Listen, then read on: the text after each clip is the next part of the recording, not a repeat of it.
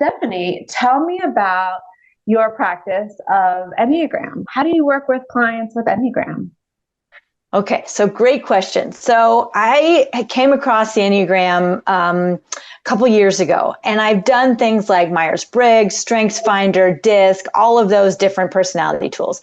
And those can be helpful, and I've seen them work in companies. And yet there's just a depth that the Enneagram gives that no other kind of assessment or system gives, because the Enneagram is about motivation, not just behavior. It's like, why do we do what we do? And usually we do what we do because we have a core fear. And the Enneagram describes like 9 different flavors of what that core fear looks like for humans. So there are these human archetypal patterns.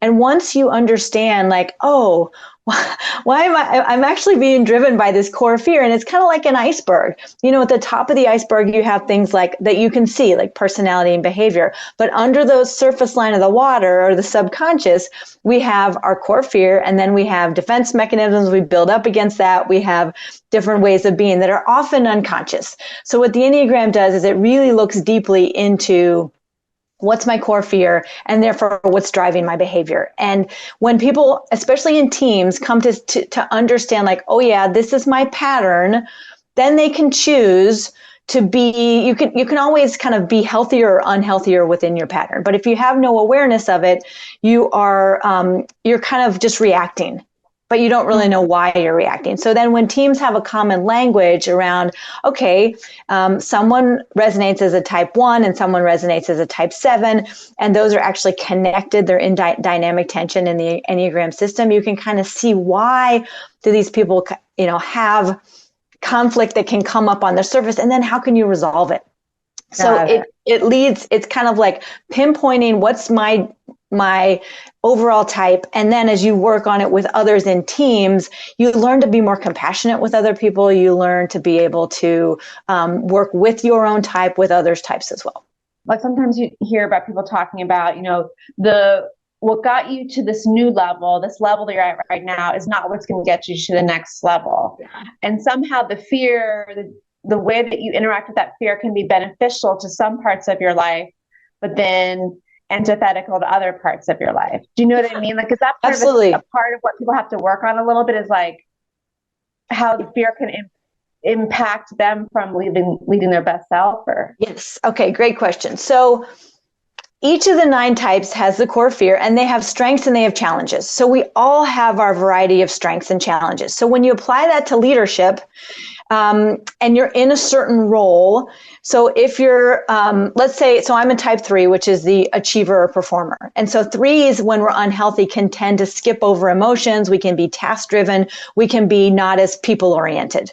But the more I've worked with the Enneagram, I have been able to integrate my feelings more. I've been able to, kind of draw from that. And it's not the reactive, impulsive way. So when I am leading or facilitating, I now have access to more of the high side of the type.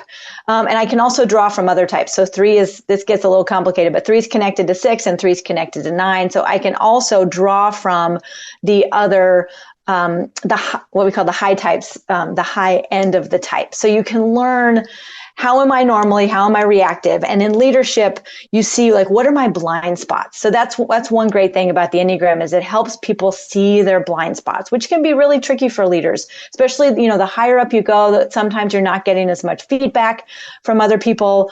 So it really is great for identifying blind spots and strengths. Like we all want to use our strengths and play to those. And sometimes we need to be balanced. So for example, I know you said that you tested as a 7, which is the enthusiastic visionary, which we can get into. And I'd love to hear your thoughts about that. But one thing, so for you as a leader, so 7s are great at ideas. It's called the enthusiastic visionary. You can see things, you can be enthusiastic, you want to bring everybody together, you see that long range vision.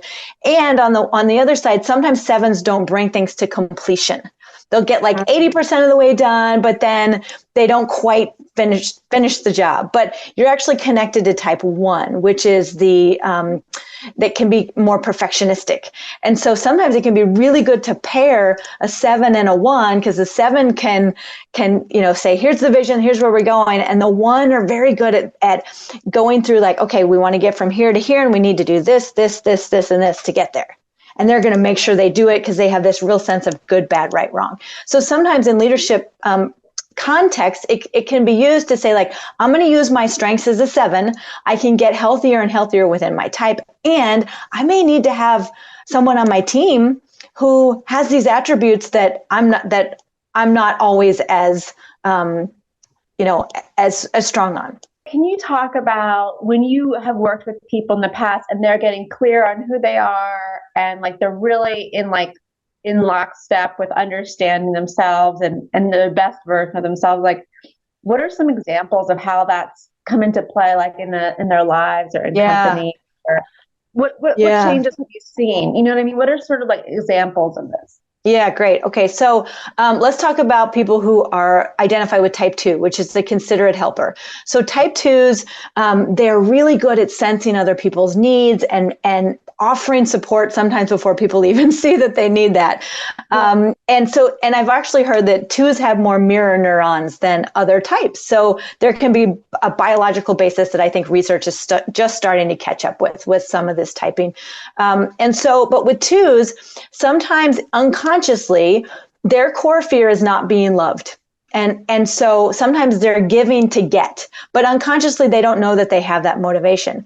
So they also can overlook their own needs. So they're giving and giving and giving and giving, and they've got this external focus, and they find it hard to bring their focus internal and ask themselves, what do I need? So as 2s start to kind of be reminded to say, what do I need right now? Because you can see 2s that get in burnout, especially in human service organizations, when they're in those professions and those roles that call for a lot of care. I see really high stress levels with 2s that aren't aware of their own needs. And once they start to, it's not just about self-care, although that's helpful. It's bringing that attention back inside and saying, like, what do I need right now? And as 2s practice that, then they can lower the burnout. They can kind of come back to more of a state of equilibrium. So it really affects their whole lives when they start to be able to counter that tendency to not know what their own needs are through a practice.